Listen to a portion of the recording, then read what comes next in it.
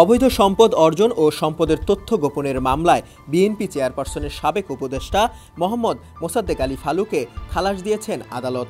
রোববার ঢাকার বিশেষ আদালত ৫-এর বিচারক আব্দুল আল মামুন এই রায় দেন। রায়ের পর্যবেক্ষণে বিচারক বলেন, আসামির বিরুদ্ধে এই মামলায় কোনো অভিযোগ প্রমাণ করতে পারেননি।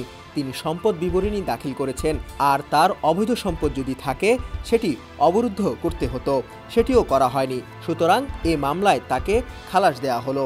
দুদকের পাবলিক প্রসিকিউটর মীর আহমদ আলী সালাম জানান এ তথ্য।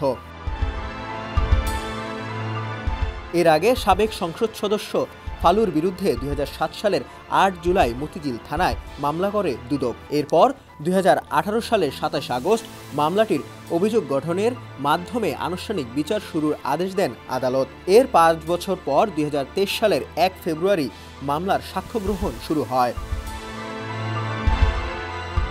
মামলার অভিযোগে বলা হয়, দুদকের সম্পদ বিবরণী দাখিলের নোটিশ পেয়ে ২০০৭ সালের ১ মার্চ আইনজীবীর মাধ্যমে সম্পদের হিসাব দাখিল করেন ফালু। এ নিয়ে তদন্তে তার আয়ের সঙ্গে সঙ্গতিহীন ৪৫,৬৬,৮,৮৬৬ টাকার সম্পদ এবং ১০,৬০,৪২,৫১৪ টাকার সম্পদের তথ্য গোপনের প্রমাণ পায় দুদক।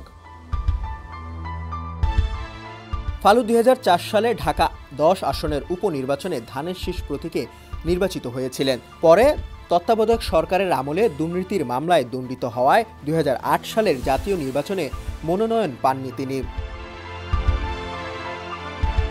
ডেস্ক রিপোর্ট, সমকাল।